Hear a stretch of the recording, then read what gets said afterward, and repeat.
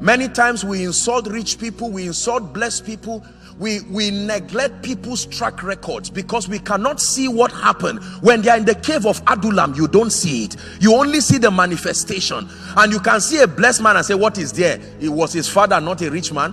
If my father too was a rich man. And you see, the moment you dishonor men, you close the door for access. It's true. Isn't it amazing that in many territories it's foreigners that come and eat of the blessings in the land, because the people there trivialize the nobles. I never see men of influence and pretend they are not there. I honor them vocally, unashamedly. I'm friends to politicians, I'm friends to I'm friends with people in the military. I don't fight them, I don't curse them. They need me, but I need them. There's nothing to lie about. We live in a wicked world. Yes, sir. Are we together? The body of Jesus is hanging on the cross, pastor. No prayer warrior could bring that body down. It took a man of influence called Joseph of Arimathea to bring the body down. Please do not reject influence. Joseph is dying with his dream in the prison. Pharaoh is there with one decree that can set him to be the prime minister of Egypt. But the middleman forgot. The middleman did what? Forgot. And then when God was ready to lift Joseph, he gave a dream that no astrologer could interpret. And when, look at this.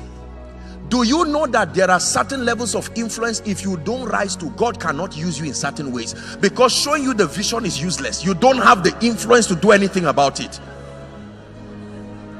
Listen, there were covenant people in Egypt, yet God could not come and give them the dream of the famine coming because they didn't have the capacity to do anything about it. So he came to the Pharaoh himself. And when the Pharaoh had, if the Israelites were disturbed about the dream, would anything be done? But when the Pharaoh is disturbed, he can shake his government. And the king sent for Joseph and they brought him out of his dungeon. Not God sent for Joseph, the king sent for Joseph and they brought him out of his dungeon. Please understand this success system.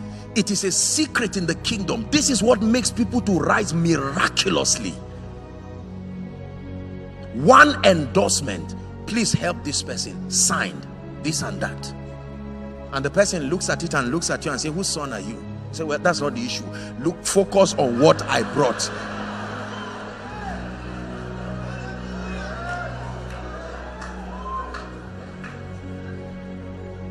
Listen, I'm saying this so you don't pray carelessly.